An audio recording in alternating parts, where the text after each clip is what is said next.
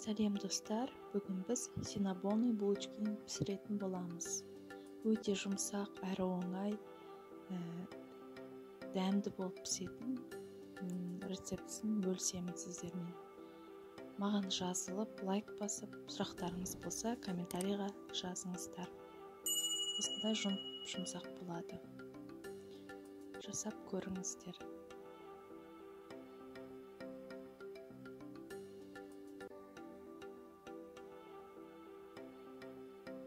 Сүтімізді жылы қылдырып аламыз.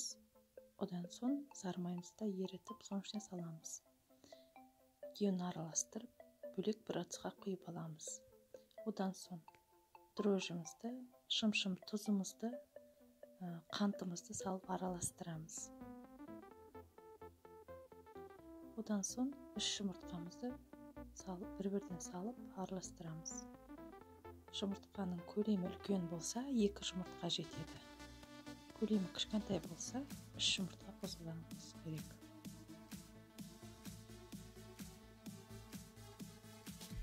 Одан соң жай-жайлап ұнымызды салып араластырып отырамыз. Қамырымыз қатты болып кетпесін, жұмсақ болу керек. Сондықтан көп ұн салып қоймаңыздар.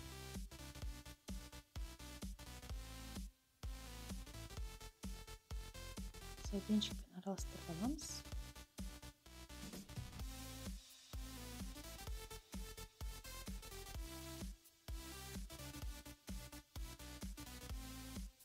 Одан соң қолымызбен билеп аламыз.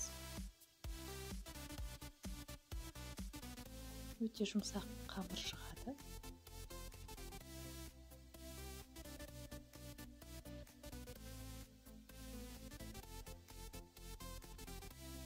Мінекей, өте жұмсақ қамырымыз дайын болды. Осыны 1 сағатқа жылы жерге қойып қоямыз. Мінекей 1 сағаттайын алдым. 2 бөлікке бөлдім. Енді осыны жайып аламыз.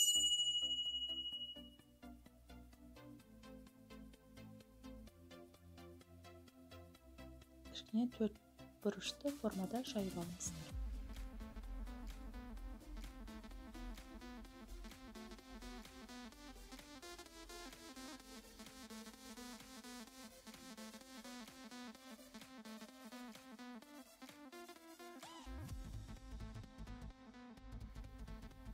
Міне жайдық. Одан соң ішіне салатын начинкамызды дайындаймыз.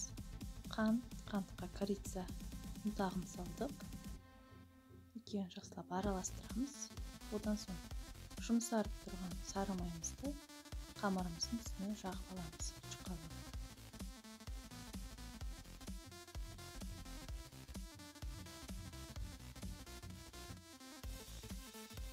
Одан соң присыпкамызды үстіне сеуіп салып шығамыз.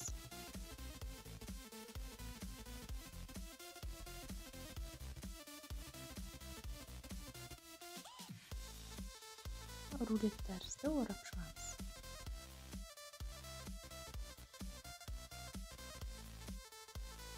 Орадық. Одан соң пышақпен кесу ыңғайсыз.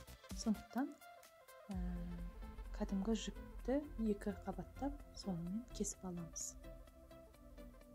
Өте дүзу болып шығады. Және де формалары бірдей болады.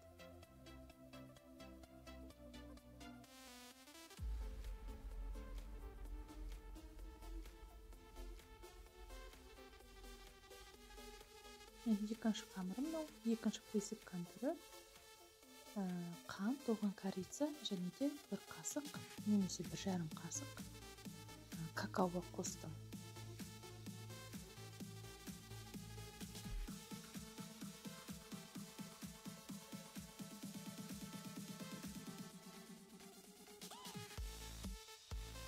Тағы да сары майымызды жағып шығып, присыпкамызды себеміз.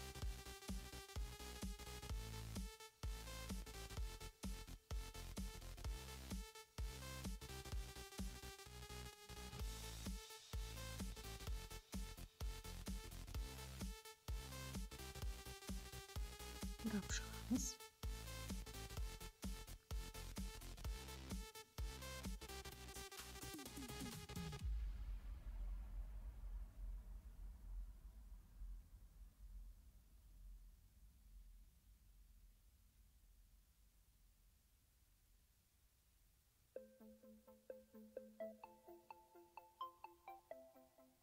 Міне осылай тағы да бөліп шығамыз. Одан соң духовкаға 200 градусқа жарты сағатқа қоямыз. Булочкамыз піскенше үстіне жағатын начинкасын жасаймыз. Оған творожный сыр, сахарный пудра және де 1 қасық сливки керек. Творожный сыр болмаса, сарымай қолдануға болады. Мен сарымай қолдандым. Өстіп начинкасын дайындап қоямыз.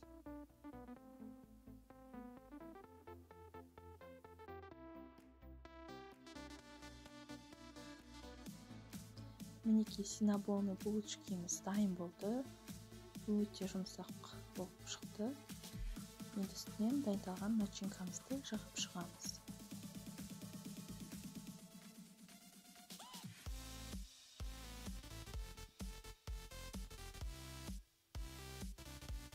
Жасап көрулеріңізге кеңес беремін. Өте жұмсақ болып, өте дәмі де ерекше, жақсы болып шығады. Көргендеріңізге рахмет.